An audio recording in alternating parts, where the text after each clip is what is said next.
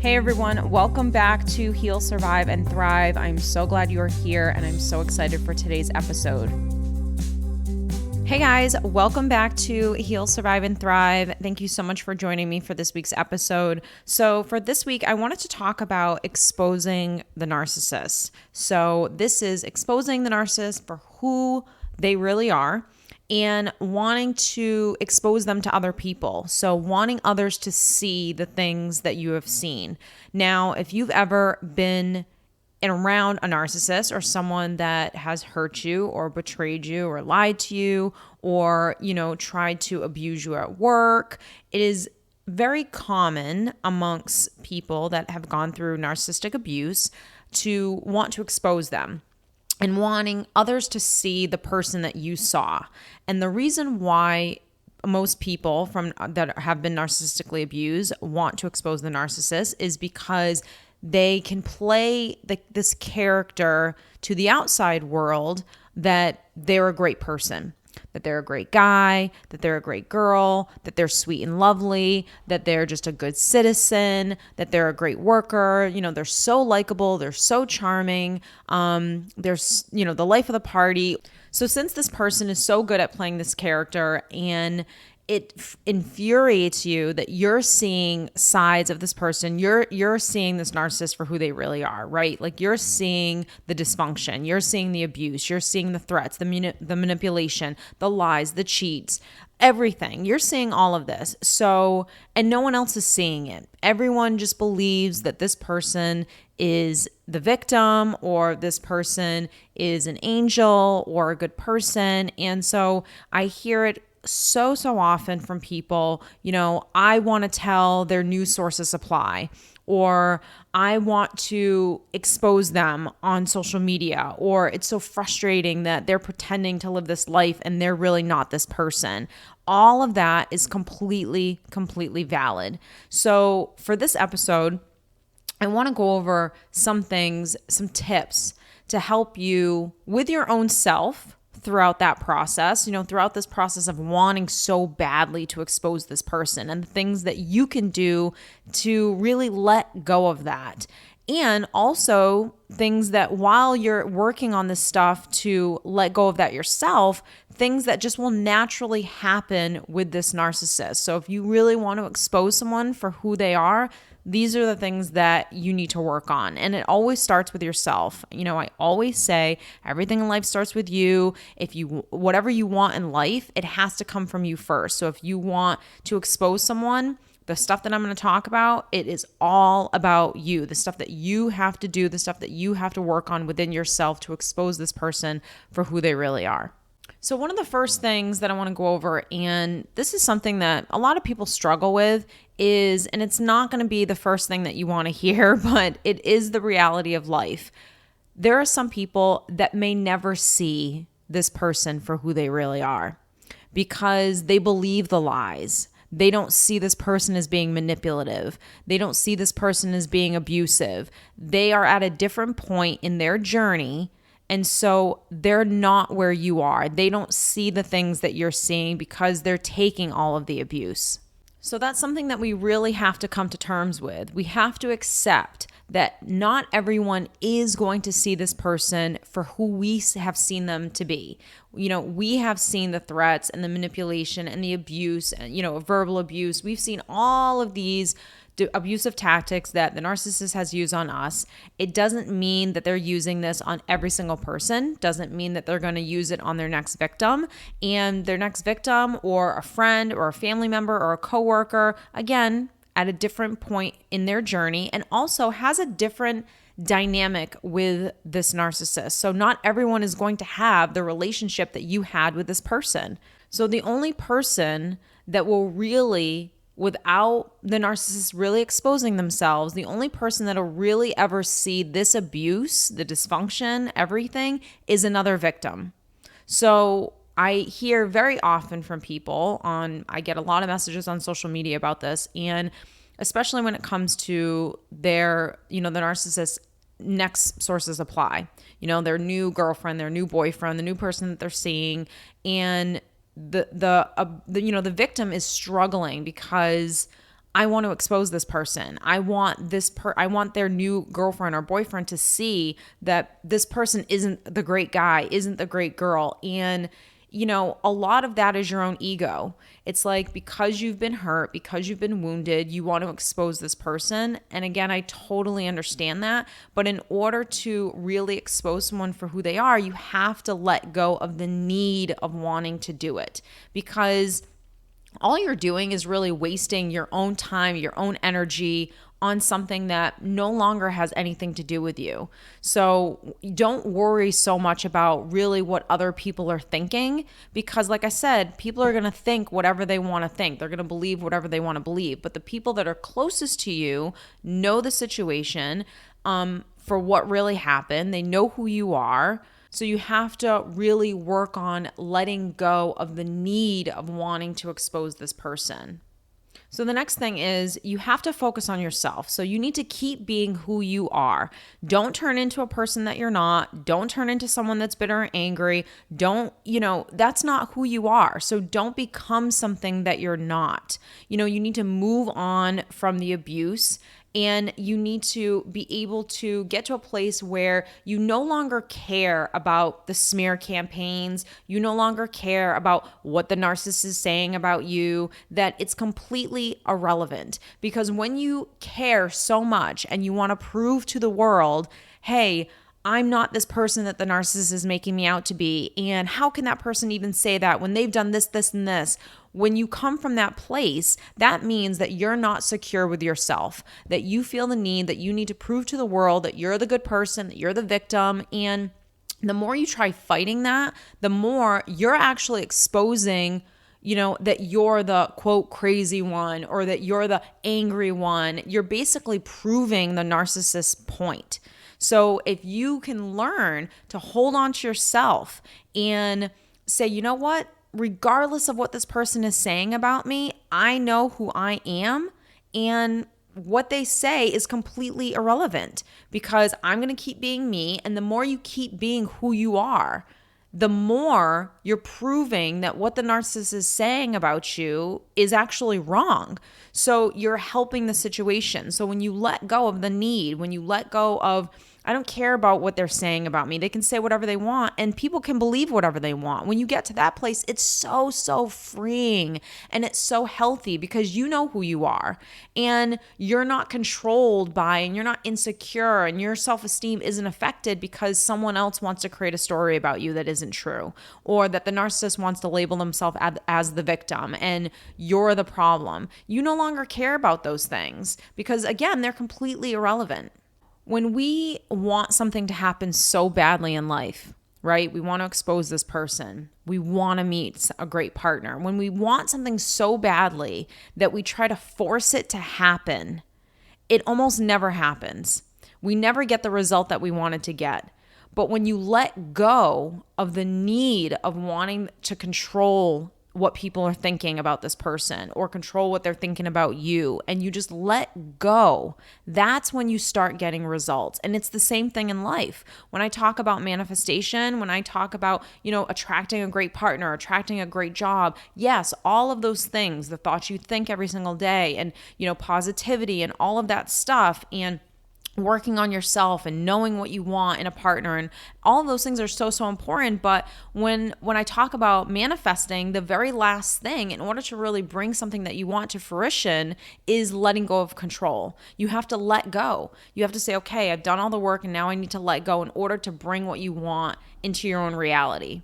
And it's no different here. You have to trust the process. You have to trust that people will eventually see this person for who they really are. And again, if they don't, that's okay. That's okay, because like I said, everyone is on a different journey. Everyone is at a different point in their journey. And some people are willing to take the abuse and others aren't. But the people that are really healthy, that get it, they're going to see the situation for what it really is. And the people that want to believe the smoke and mirrors, and people that want to believe the manipulation and don't think that this person is, someone that is not well, then that's okay. They can think that, because that's where they are on their journey, and that's okay. The next thing, and this is really, really important, if you're getting to a place where you want to expose a narcissist, right? You want others to see this person for who they are, and you're working on yourself, and you're letting go of the need of wanting to expose this person, and you're just focusing on your own self and your own happiness. Really what this is about. When you focus on yourself and say, my happiness is the number one priority. I need to make sure that my vibration is in a good state all the time. And I'm going to take responsibility for how I feel. When you get to that place, the things that you want to have happen start actually happening. And when you let go of that need and you say, you know what? I don't care what this person says about me. I don't care about the smear campaigns. I know who I am. I'm going to keep being me. And I'm going to trust that people will eventually see the situation for what it really is. When you trust that process, that's so powerful. But aside from just trusting that process, one of the things that you really have to do, and this is really true if you still have to deal with this narcissist. So whether it's someone that you work with, whether it's a family member, whether it's a friend that maybe you share, other friends with and you can't avoid them, someone that you have to co-parent with, whatever the situation is, just a narcissist that you can't avoid. The first thing, one of the other things that you have to do is you absolutely have got to work on your self-esteem. So when you're coming out of any relationship with a narcissist, whether it's a coworker, whether it's someone you were in a romantic relationship with, married with, doesn't matter, married to, when you leave that relationship, there's a process that you have to go through that's much different than a normal ending of a relationship, ending of a friendship, ending of a marriage. And the grief process we all have to go through, especially when we end relationships with romantic partners. But at the end of the grief process comes the rebuilding process. And it's much deeper and heavier when you're dealing with someone who's gone through narcissistic abuse. So you have got to work on your self-esteem. If you know I'm about to start going toe-to-toe with a narcissist, you better have your game face on. You have to be able to know what you're about to go up against because you know what this person is capable of because you've seen it. And it's at times probably going to get a lot worse. It always gets a lot worse before it can get a lot better. So you have to know what you're about to go up against and that this is not a normal person you're going to be dealing with. This is someone who is completely difficult, completely unreasonable, controlling, manipulative, threatening, someone that can say the most hurtful things and cut you at your knees, say the things that you yourself could never even think of, let alone say. So you have to know this before you get in the ring with this person. So you have to know what they're capable of. You have to also, and by knowing what they're capable of, that means you have to have really educated yourself on narcissism. Now, again, someone doesn't need to be a full-blown narcissist. Someone can just have a lot of narcissistic tendencies, right? And they could be really abusive, but not be someone that has narcissistic personality disorder. So that's irrelevant. You just have to know what people are capable of. So when you have educated yourself on this person, on this personality disorder, and you know what really this person could possibly do to you, when you know that I know exactly what this person says to push my buttons, I know exactly what they say to try to cut me at my knees. When you know all of this stuff about this person, it's easy for you to start practicing having that thicker skin because you know it's coming. And it doesn't mean that it's not going to hurt. And that's when we go back and we love ourselves and we parent ourselves, we remind ourselves of who we are. But you have to be able to have thick skin around this person. You have to know and make sure that any internal wounds that you have, that they're healed. Or maybe if not, they're fully healed, that you at least know where they are and you're able to control yourself when that narcissist is going to pick at that scab and make it bleed again. So you have to know that stuff about yourself. You have to try to heal as much as you possibly can, and you have to know what this person is capable of and know that they're able to cut you at your knees at times. And you can't allow it to happen. You have to know that this person is not going to play fair, and you have to just be aware of that in every single interaction. So you're no longer having interactions with this person and being a normal person and exposing yourself and being vulnerable and telling stories and sharing things. This is now almost like you're going to war, and you have to have your game face on, and you have to know, okay, I limit the conversation. I don't say too much. I get right to the point, and then I walk away, and then I leave that interaction. So the next thing is, and this is really, it's simple and it's basic, and I'm going to go into a little bit of it, but it's so important when you're dealing with this type of a person, especially if you want to get to the point where they start exposing themselves for who they really are, is you have to set boundaries. More importantly than setting the boundary, you have to know how to enforce it. Most people, they don't struggle with boundary setting. I mean, some people do. They have very, very poor boundaries. But most often people don't struggle with the boundaries. They struggle with enforcing them. And there are many reasons why people struggle with enforcing boundaries. But for the sake of this, what you have to know is enforcing them shows who you really are. It shows your strength. It shows your self-worth. It shows that I'm not going to tolerate any behavior, because a narcissist does not care about a boundary. So the boundary that you're really setting is really pointless when it comes to a narcissist. It's not when you're dealing with a normal human being that says, hey, I respect you and this is the boundary you're setting, and I'm going to respect that boundary, and I really love and care about you, so I'm going to do what you're asking because, again, I love and respect you. A narcissist does not care about the boundary that they're setting. They're going to test the waters. They're going to test that boundary time and time again. And if you're not really stern with your boundaries and you know how to enforce them right away with a narcissist, then this is not going to work. You're never going to expose this person for who they really are. So really, getting a narcissist to expose themselves to others, if you're dealing with someone, maybe you're co-parenting and you have to go to court, in the court system or at work, where you're really going to get this person to expose the abusive behavior, the threats, the manipulation, all the things that you've seen, all the things that have happened behind closed doors. If you want that to be exposed to the world, then this is the thing that's going to allow you to do it.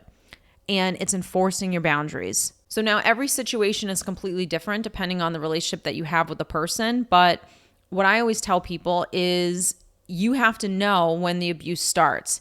You have to have educated yourself so much on the tactics that a narcissist uses. You have to have educated yourself so much on what does manipulation look like? What does threatening look like? What does verbal abuse look like? What does passive aggressive behavior look like? What does gaslighting look like? If you don't know all those things, if you don't know what abuse really looks like, then you won't ever be able to set boundaries. And if you haven't worked on yourself and worked on that self-esteem and worked on not fearing confrontation, learning how to stand up for yourself, learning, how to tell someone what you think and how you feel calmly. If you haven't done any of that work, you're not going to be able to do this part, because you have to know when someone's threatening you, and you have to not be able to react to it. The next thing that I want to talk about, so the boundaries and the enforcing them, they really intertwine with the next thing, and that's responding versus reacting. I cannot tell you how important it is to learn how to respond to people versus reacting to people. And it's something that, again, I've talked about on my channel. It's something I talk to constantly with clients, because you have to learn how to control your emotional state.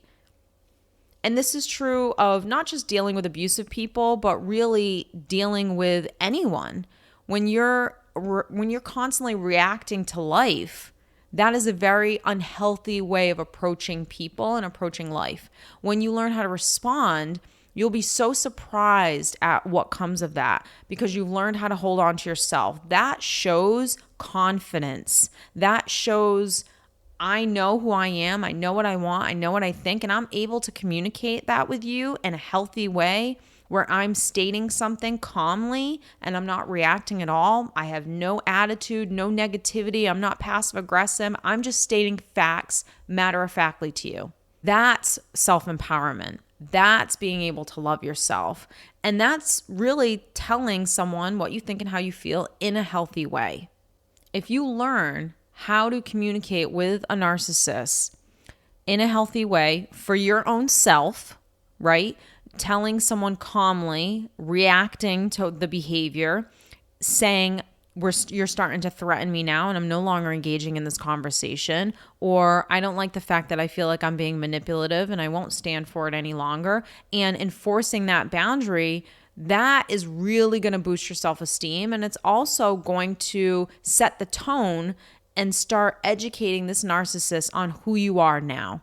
So maybe you used to be a different person that was very bendable and had poor boundaries and didn't know how to enforce them and took on the abuse, or maybe when they were abusive to you, you reacted so emotionally and then you were made out to be the crazy one or the bitter one or the angry one or the one that has issues, and then they sat back calmly watching while you just reacted and reacted, and that's exactly what a narcissist wants. So when you can come to the table and you can calmly talk to this person and show them the abusive behavior that they're starting to expose, then that's the best thing that you can do for yourself, because that not only infuriates the narcissist, which, yeah, that feels great for a moment, but it controls your state.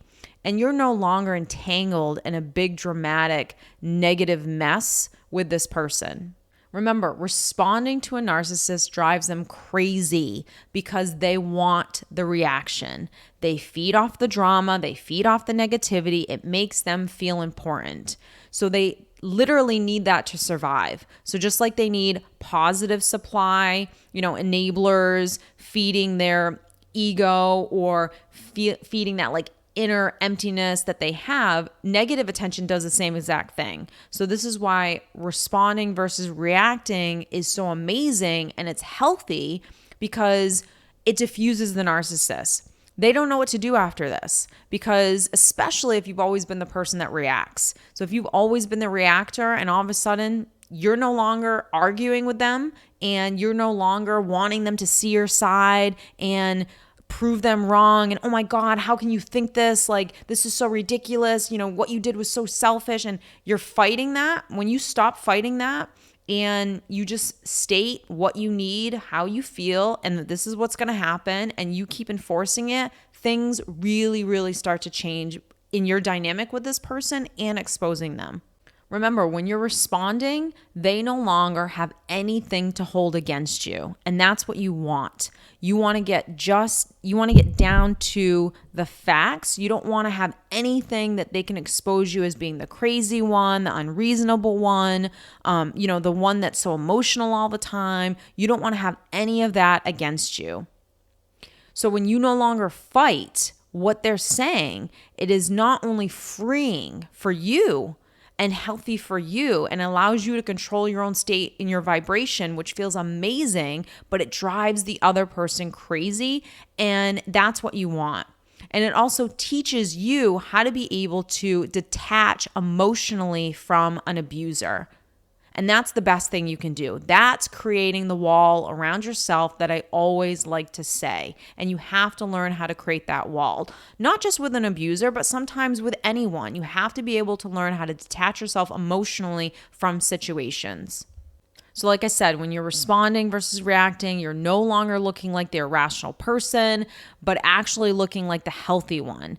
And this is where the narcissist begins to crumble. So your need of wanting to expose them for who they really are is no longer a desire for you. It's no longer something that you need to have happen, because your main concern, what you need to have happen, is you need to be in a good state.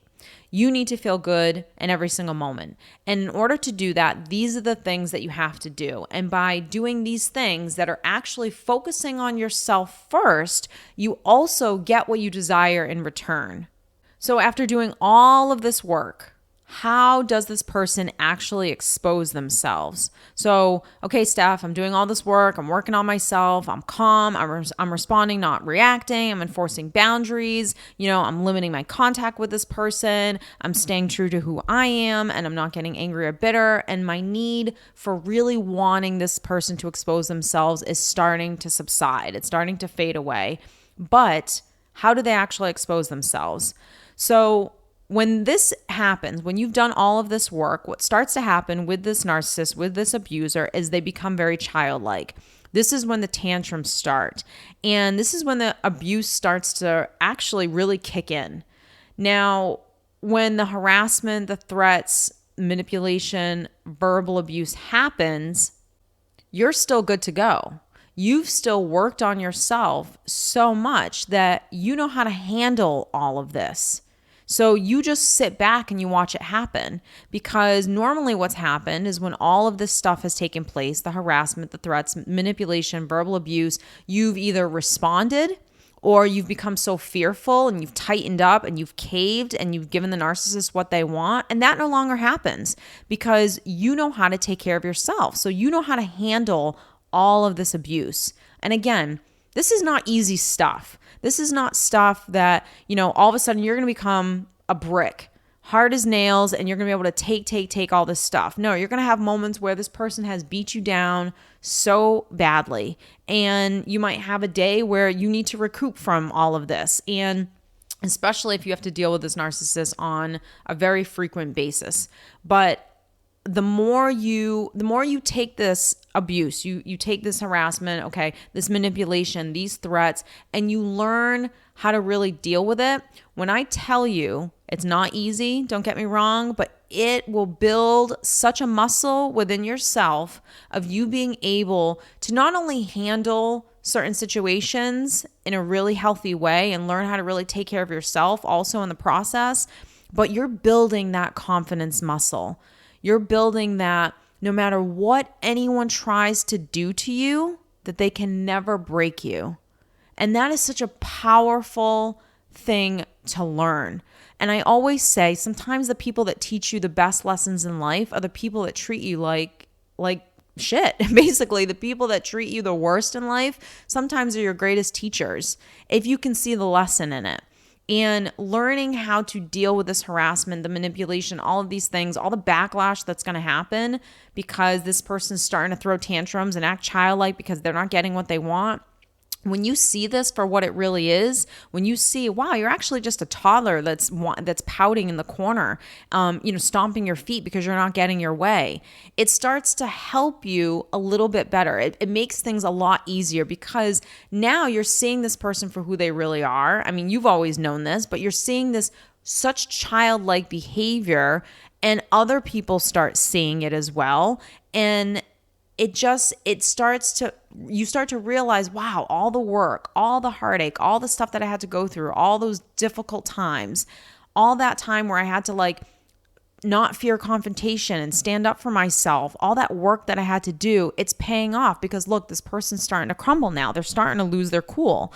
They're not as confident as they once were when they initially would throw a threat our way and we would cave because we would become fearful. We no longer live in fear. We know who we are. We know how to handle this type of abuse, and we're not tolerating it anymore. And the more you stand firm, the more it's just like a bully. The more you stand firm, the more that bully just kind of walks away because they know you're not an egg that they can crack any longer.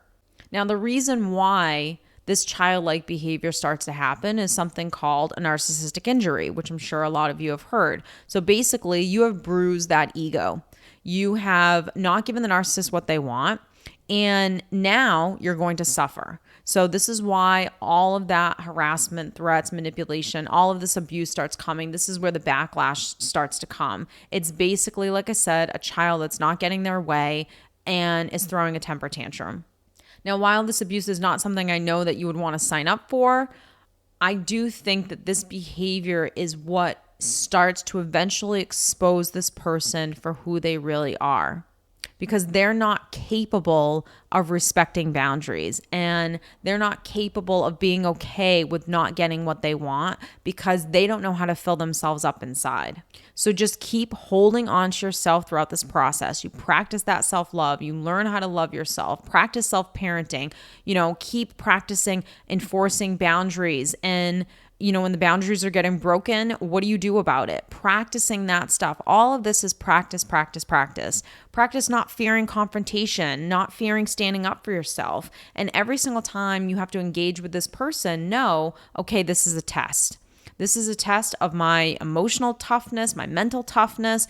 My main concern is holding on to myself, educating yourself on narcissism, educating yourself on what this person is capable of, disengaging from the abuse when it happens. That's one of the most important things that you can ever do with anyone. When you feel like the abuse is happening, when the threatening is happening, you no longer need to be in the ring with this person trying to get this person to see that what they're doing is abusive. That's completely irrelevant. The first thing you do is you just say, I'm not going to take this anymore. You're speaking to me in a tone that I don't like, or whatever the case is, and you disengage. When you learn how to respond, not react, that's one of the best things that you can do for yourself in any relationship, because it diffuses the other person. So once you understand that their behavior is about them and that it has nothing to do with you, and that it's all about the emptiness that's inside of them, the fragile ego, the insecurity, and again, that this is just toddler tantrum behavior, you'll be able to learn how to manage yourself a lot better. And when you manage yourself better, then you start exposing this person for who they really are. So remember, if you really want to expose a narcissist to other people, you want to expose them for who you know that they are, the first thing you have to do is work on yourself. So I hope that these tips have kind of helped you to gain the strength and the clarity to understand the things that you need to do to get yourself into a better place in order to go toe-to-toe with this person. If you guys have any questions, please reach out, and I will see you next time. So that is it for now. Thank you guys so much for tuning in, and I will see you in my next episode.